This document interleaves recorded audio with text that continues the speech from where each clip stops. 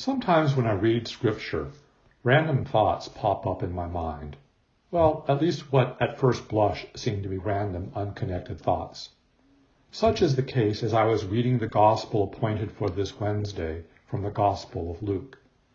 I sat down in the morning and read through the gospel, more to be said as to the gospel itself in a moment, and put it aside. But the passage stuck in my head for a long while. And then, out of left field, I started thinking about how listening to music has been so comforting during this time of pandemic and my recovery from recent surgery. I have discovered, and I'm about to show my age here a bit, how wonderful the Spotify music app is.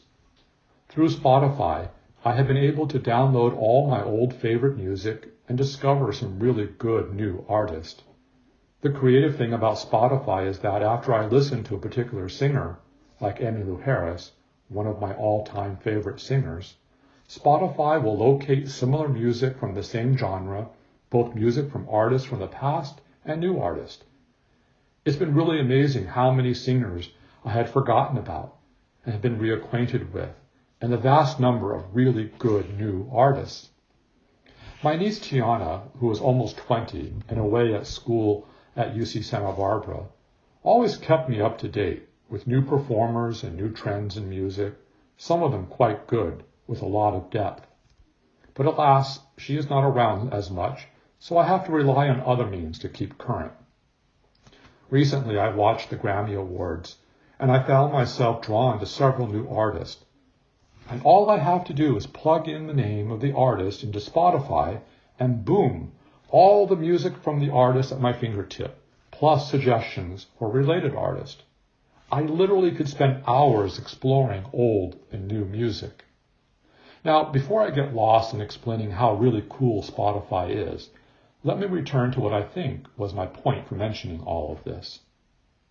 What I have rediscovered is just how powerful music is.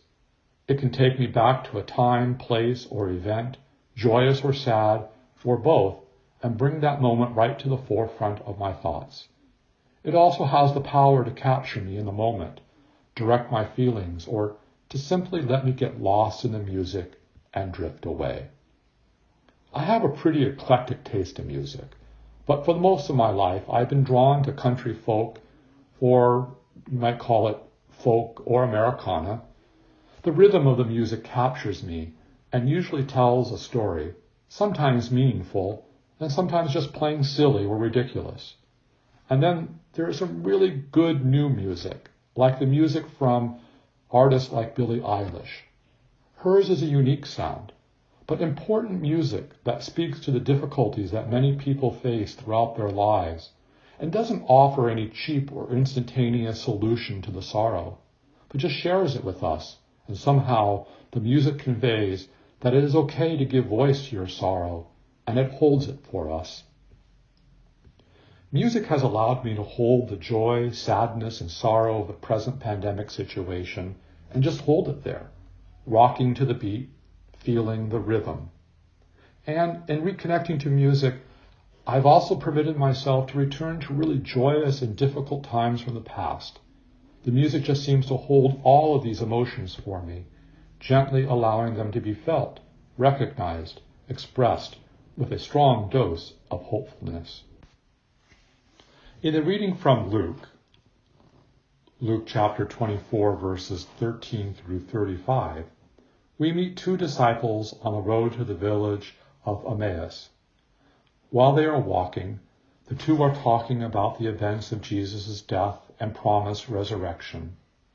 A bit of joy and remembrance of what Jesus had revealed, but mostly a conversation that shared how unsure, confused they were about whether Jesus had in fact been resurrected. And then Jesus appears to them, but they mistake him for another traveler. They invite the fellow traveler, Jesus, to walk with them and stay the night with them at the village.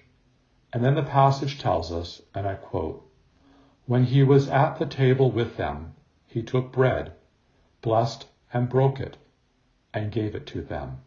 End quote. Immediately their eyes were opened, and they recognized that their fellow traveler was Jesus. and then Jesus disappeared. Music has served as an invitation for me to remember the past and the present, the good and not so good, the joy and the sorrows of life, rhythmically pointing me forward in hope. As we celebrate Easter, it, a bit like music, serves to remind me of the past and point me to the wondrous life we share now, full of new hopes and resurrections, all brought to us in the music of Christ's never-ending love for each of us.